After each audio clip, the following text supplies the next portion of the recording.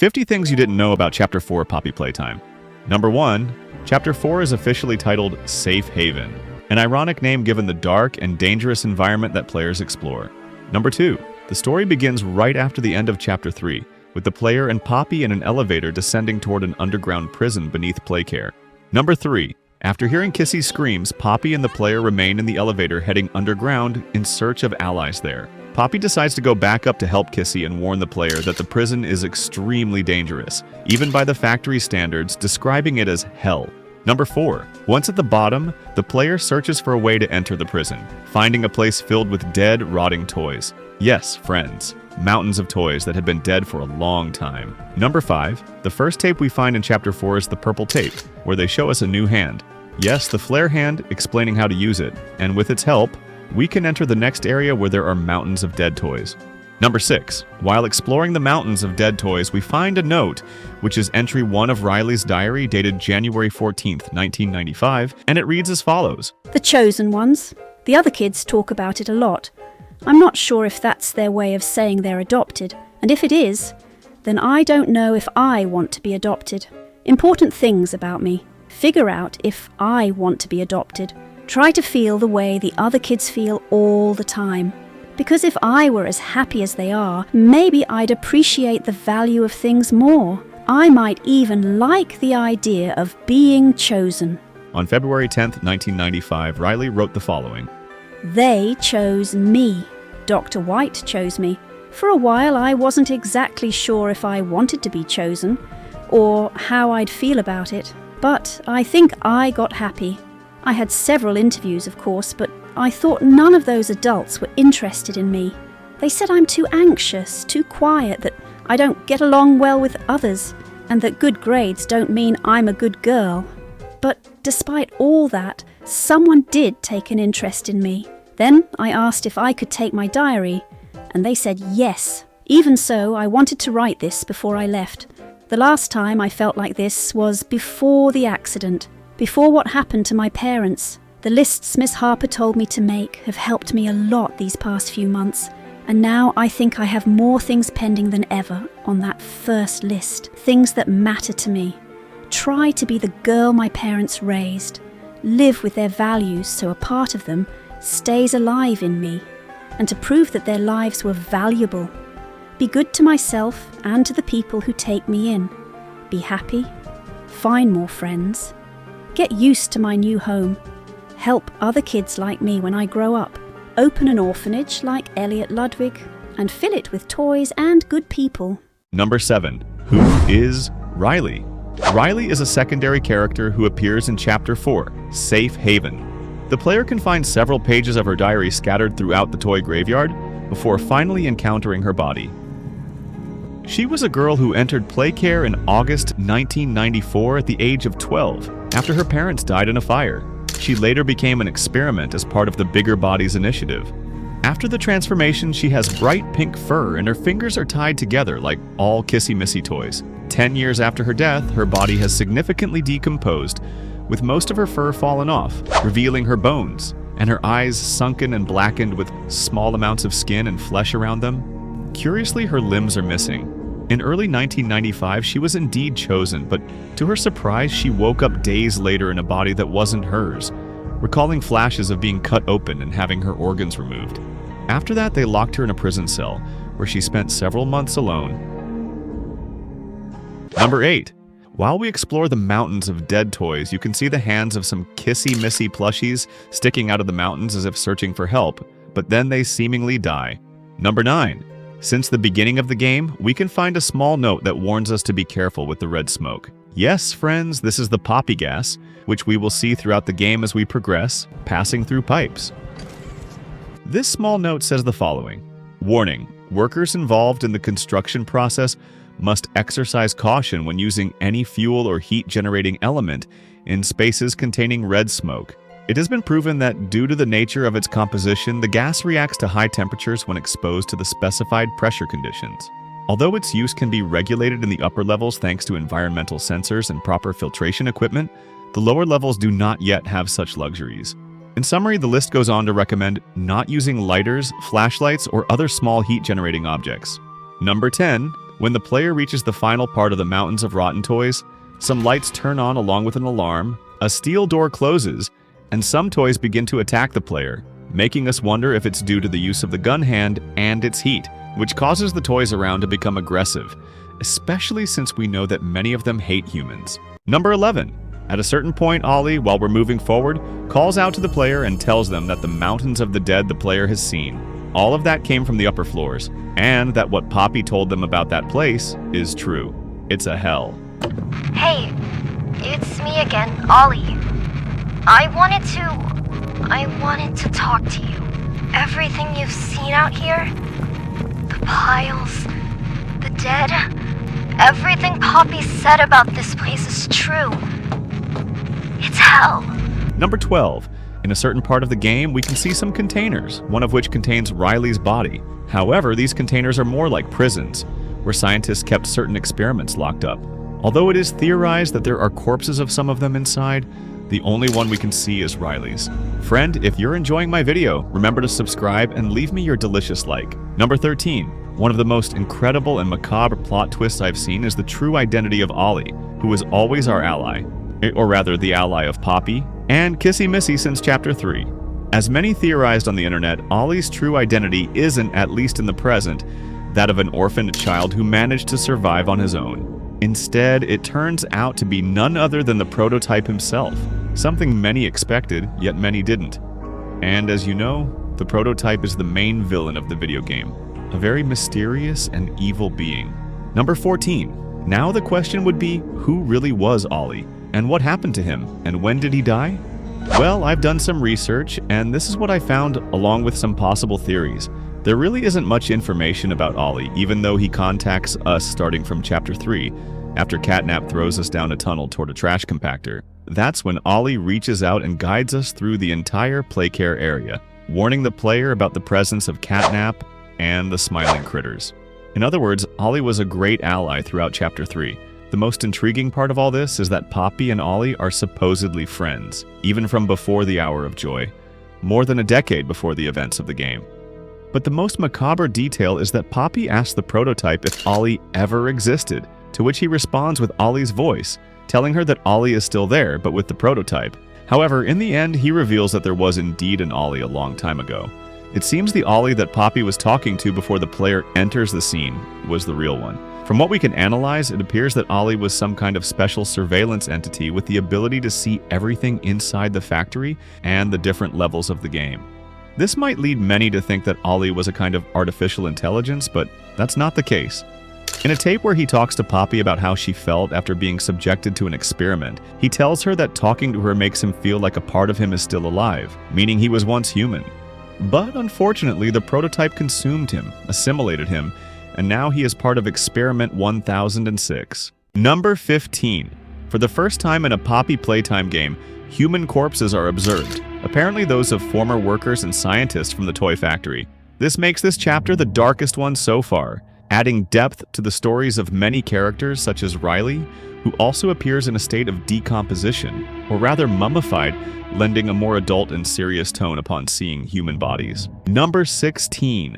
One of the most disturbing scenes in Chapter 4 is when the player finds a tape, and upon playing it, one of the workers confirms to another that those creatures are indeed children, and that their screams of pain and calls for their parents are becoming unbearable.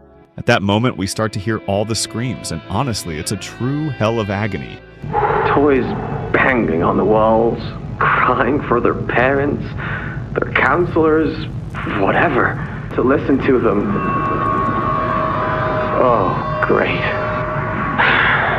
So much for our 2 o'clock.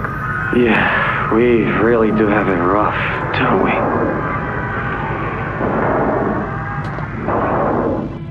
Number 17. When the player advances and reaches the prison area, not knowing what to do, it seems that Dr. Harley Sawyer, observing him, realizes that the player is scared and unsure of what to do. So he makes the toys in that area attack the player. But just before the player dies, he simply orders the toys to leave the player alone, which makes one wonder, why doesn't this guy just kill the player and be done with it? What is he looking for? Number 18. Later in the game, we find an area where several human workers were brutally killed. Although it's thought that the main culprits behind this were the toys at happy hour, there's a theory that these corpses are more recent and ended up this way because of the prototype. But the most curious thing is that even though it's recent, it's because the blood still looks red, as if it happened just a few hours ago. These are questions that perhaps will never have answers. Number 19. Inside the prisons, messages written in red ink appear, if you know what I mean, where they wrote, "Let me out, I'll be good," showing us that the children who were subjected to these body changes suffered greatly in these places. Number 20. In a part of the story in Chapter 4, the Doctor tells the player that the experiments they defeated in the past, such as 1170, 1188, and 1222, are not a big deal. So he has something very different for them. And suddenly Yarnaby appears, implying that although Yarnaby itself may not be very intelligent, its creation is far more complex and specifically designed to have attack strength. It is stronger than several previous monsters, or rather experiments, from Playtime Co.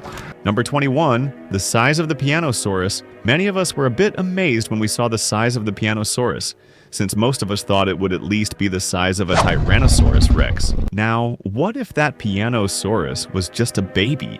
Well, I think that doesn't make sense because toys don't reproduce, so that's definitely the size of the Pianosaurus. Number 22.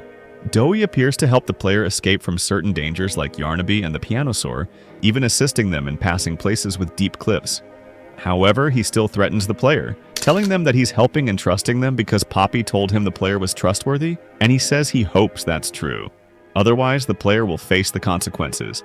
Number 23. While the player, Kissy Missy, and Poppy flee from the prototype to hide in the shelter, we notice that Kissy is seriously injured. And although they don't tell us directly, those wounds were caused by the prototype because it wanted to eat her and assimilate her, which is why Poppy went to rescue her. Number 24. Inside the lair, there are some surviving smiling critters who don't trust Poppy at all, and even less the player.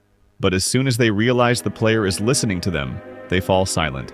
Number 25. In one part of the game, we find a red cassette, and when we play it, it's about the CEO of the company that builds everything for Playtime Co. He's complaining about why on earth he's building a prison deep within a toy-making company that also has a daycare, since that's very strange. He demands assurance that it won't be a prison for children, to which a man named Eddie Ritterman, one of the big figures in the company, tells him that in 1972 the construction company signed a contract. He adds that he's a businessman and doesn't like getting angry, letting him know that he's going to have to build it whether he likes it or not. Number 26. Who is Eddie Ritterman? Eddie M.N. Ritterman is the head of research at Playtime Co. Ritterman is an enigmatic figure within Playtime Co., known for being a recluse whom even the workers didn't know or see.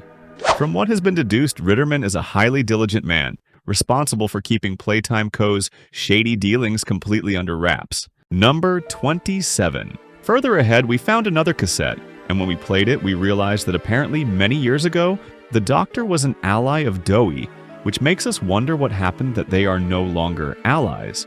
Number 28. Further down on the lower floors, the Doctor warns the player that Yarnaby wasn't the only mascot, letting us know that there are many more mysteries about Playtime Co. that we don't yet understand. But don't worry, Chapter 5 will be out soon. Number 29.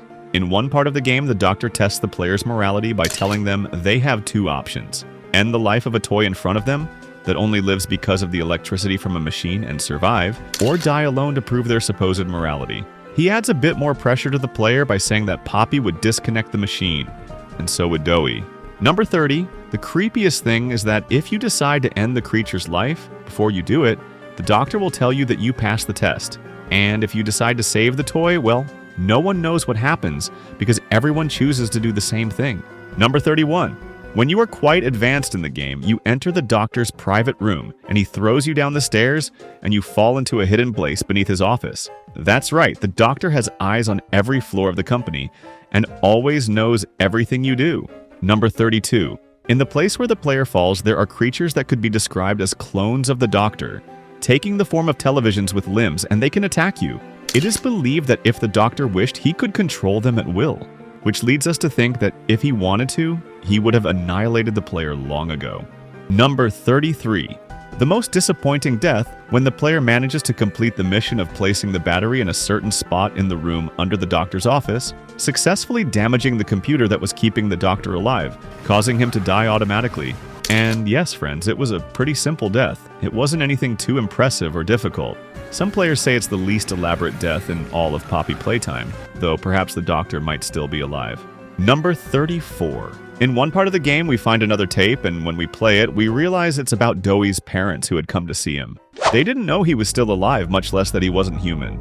His mom was telling him she loved him, while his father, with contempt, said that thing wasn't his son, and for some reason, Doey, crying, annihilated both of them. Hey! Hey! Open this door! Oh, God. Susan! Please! Open the door! Please! Number 35. After the player completed the mission of placing a certain bomb in a location, he and Doey ran to the shelter where they realize it is destroyed. Number 36. This causes Doey to have a nervous breakdown, during which it is noted that he has multiple personalities. One wants to kill the player, blaming him for everything getting strange since he arrived, while another says the player isn't to blame. However, his anger leads him to hit some columns, causing a large amount of concrete to fall on top of him. Number 37. Doey rises from beneath the concrete, transformed into a large lizard. Number 38. But the most impressive thing is that for the first time, he displays 3 heads emerging from the mouth of that lizard. And there's an explanation for this, since he is made up of 3 children, which is why he has multiple personalities. Number 39. Doey's death was one of the saddest for some characters because he wasn't evil. Rather, being made up of 3 humans made him unstable. He died when the player hit him with a saw attached to a backhoe, which doesn't make much sense either since he's made of rubber, but Doey ended up as a colorful liquid.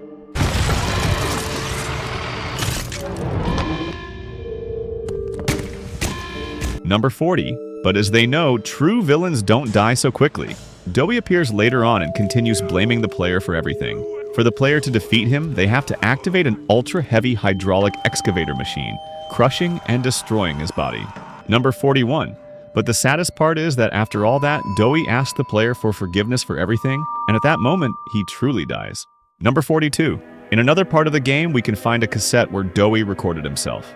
This was during the years when Poppy remained locked up, and Doey says that the burden of helping all the surviving toys is very heavy.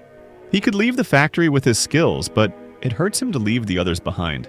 Plus, he misses Poppy a lot and cries, leading us to understand that, as we know, he wasn't bad, but he had a lot of mental problems. Number 43. Later, Poppy is desperate, calling Ollie, but he doesn't answer her. When she sees the player, she confronts him, asking why the heck he killed Doey. Number 44. At that moment, Ollie calls her, and, with a slightly more sinister voice, asks if she is in the ventilation shaft of Block B6. And at that moment, it switches to the prototype's voice, telling her that the farce is over. Number 45. All of this makes Poppy feel very betrayed and terribly scared, as she doubts whether she ever really knew Ollie, and that she had been talking to the prototype, whom she sees as some kind of devil. Number 46. At that moment, Prototype tells Poppy that it's time to go back home, referring to the box. This terrifies Poppy so much that she abandons the player and Kissy Missy. Number 47. According to internet theories, it's very possible that the relationship between Prototype and Poppy goes beyond what everyone thinks, hinting that they might have known each other when they were both human, though this is not confirmed. Number 48. Prototype takes advantage of Poppy leaving the place, so it explodes where Kissy Missy and the player are. Kissy tries to grab the player, but her body can't withstand the weight, and she loses her arm while the player falls. Number 49. In the depths where the player falls, they find a place with crops of poppy flowers. Number 50. Inside a room in the Amalapaz laboratory, the player locks themselves in and plays a tape, where a scientist says that this is the safest place in the entire factory, so they won't leave here alive. Suddenly, we see Huggy Wuggy, who spots the player inside the room and wants to finish them off. Who would have thought that Huggy Wuggy would still be alive?